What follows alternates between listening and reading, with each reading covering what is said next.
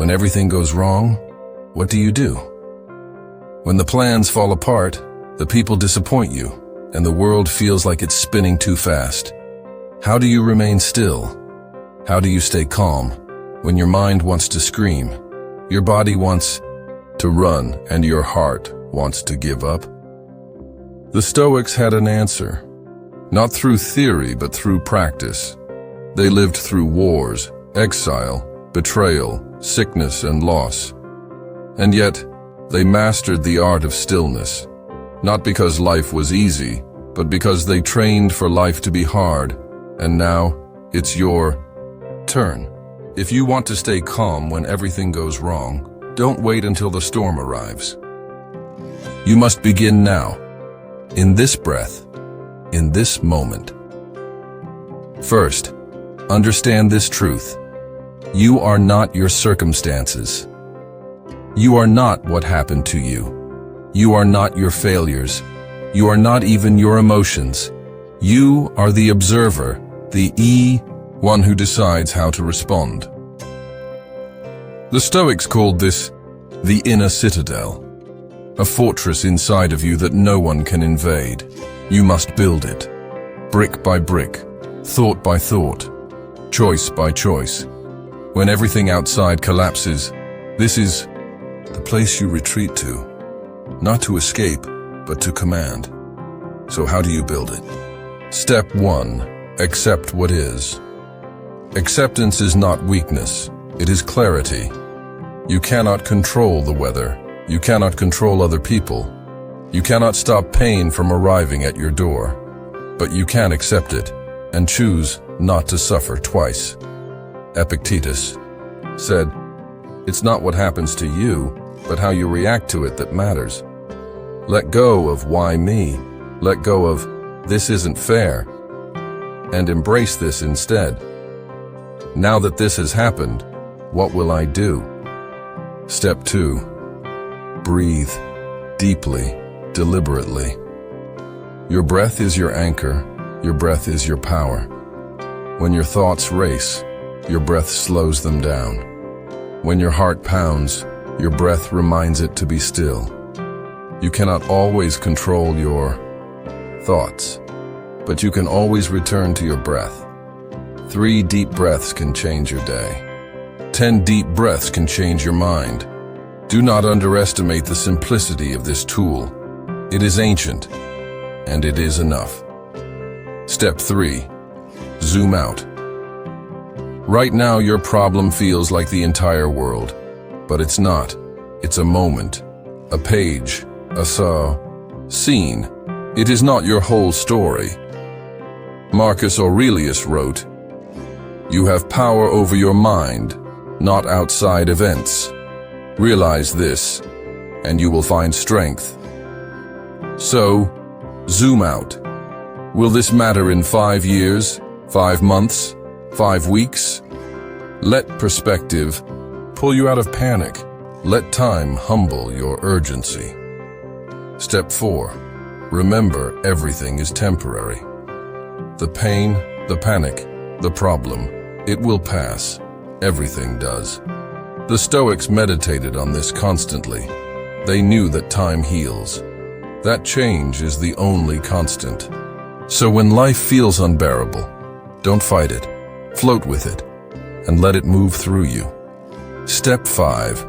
Focus only on the next right step, not the outcome.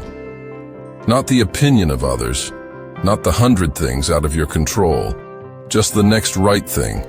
Clean the room, drink the water, make the call, apologize, walk outside, write the page. Small right actions build great inner power, and when everything goes wrong, this power is what keeps you standing. Finally, step 6. Speak to yourself with discipline and compassion. Don't say, "I can't handle this." Say, "This is hard, but I'm handling it." Don't say, "Why is this happening to me?" Say, "This is my moment to grow." Your words shape your reality. Speak like someone who is rising, not breaking. And remember, calm is not passivity. It's power under control. It's choosing response over reaction, reason over panic, stillness over frenzy. When everything goes wrong, don't wish for ease. Wish for strength.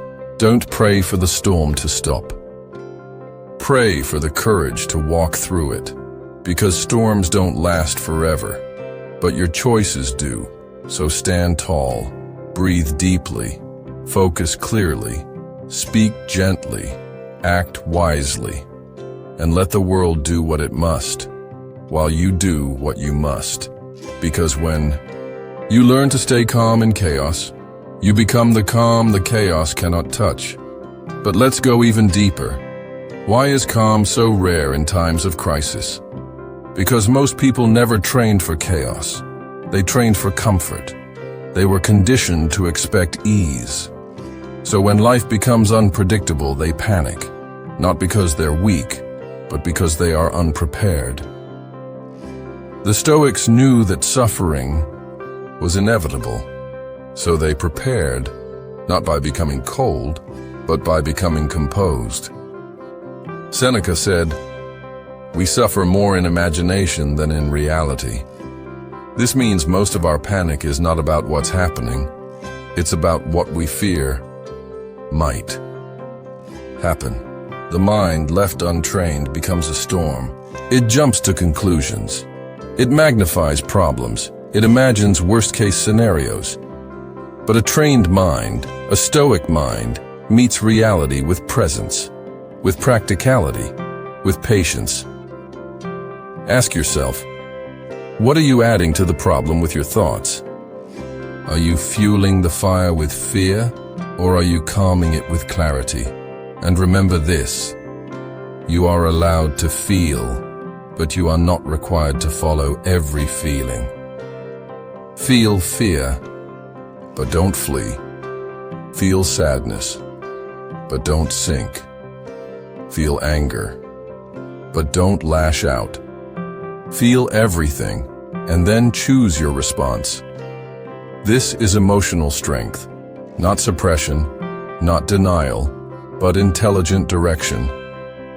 When you feel out of control, try this. Put both feet flat on the ground. Place your hand on your chest. Breathe in slowly through your nose for 4 seconds. Hold for 4. Exhale gently for 4. Do this 3 times. Notice what changes. This is not a trick. It's ancient wisdom. Your body responds to your breath. Your nervous system calms. Your mind clears. You begin to return to yourself. And now, remember the concept of amor fati, to love your fate. To not just accept what's happening, but to embrace it. Why? Because it is fuel for your growth. You cannot always choose what happens, but you can always choose to learn from it. Say to yourself, this is not happening to me. It is happening for me. And then ask, what is this moment teaching me? Perhaps patience, perhaps humility, perhaps courage. Whatever the lesson, it is only available if you stay present. And in the middle of all this, do not forget one more thing. You are not alone. Others have walked through pain, through loss, through failure, through chaos, and they have come out stronger, not because the world got easier, but because they became wiser. When you stay calm in a storm, you become a lighthouse.